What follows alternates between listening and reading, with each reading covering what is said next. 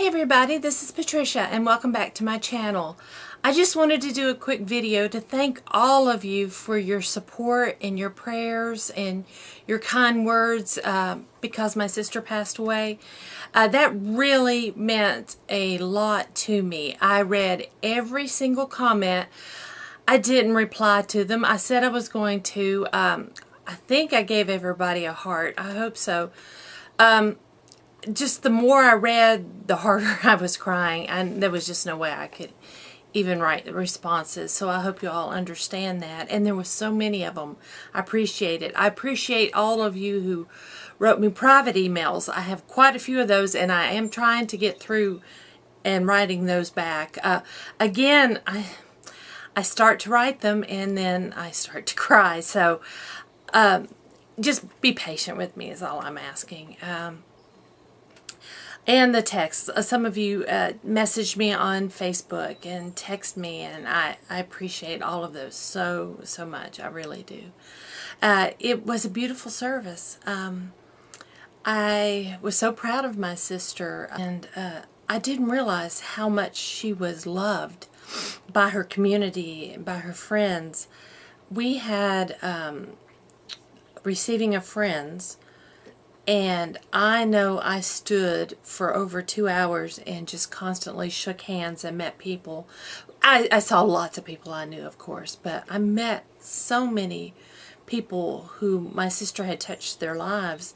People who worked for my sister. She was retired, but before that, people who had worked for her or worked with her.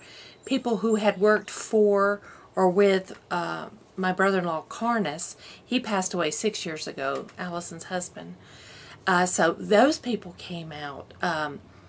All the members, well, I won't say all, but a lot of the members of her church, her neighbors, her neighbors at the big house, and her current neighbors, when Carnes was still alive. She and Carnes lived in the big house in Honeypath, and it was called the big house because it was the largest house in Honeypath.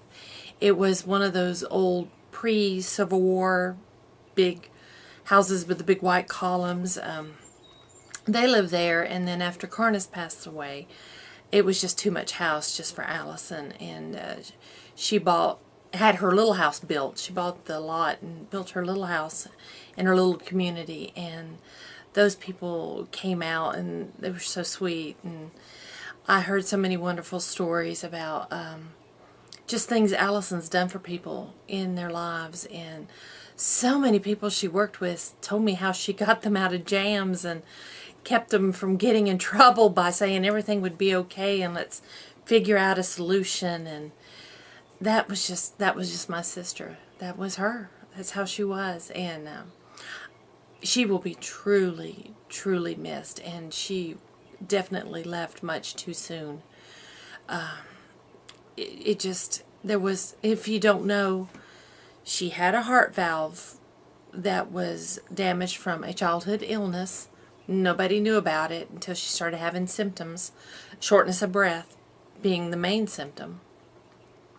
And so she went in to have the valve replaced, and that surgery went fine. It was after that she coded, rushed her back to surgery. That first day she had surgery 3 times, and on the second day she went into surgery again that morning. So she had a total of 4 surgeries. Somewhere in there she developed brain damage, and that's when they finally said, you know, she's gone. And so that's when we had to just let her go. And it's not what the outcome we all wanted, but she's in a much better place. And I'd like to think she's with Carnes and happy, and her children are grown, but they're still children. In my book, they would be children. Sydney's in her late 20s, and John Griffin's just a couple years older. Yes, they're both married, and they both have their children in their lives, but you always miss your mom. And they're missing their mom and their dad. So just still remember us in your prayers. It takes a while. I know from experience it takes a while to get through all this, but we'll make it through. And I just wanted to come on here and tell you personally, it's easier for me to do than try to write all these, right back to everybody and start crying again. So, yeah, I appreciate each and every one of you. And this just shows you that life is short. We need to love one another and be an example like my sister and just show compassion and love and just be kind.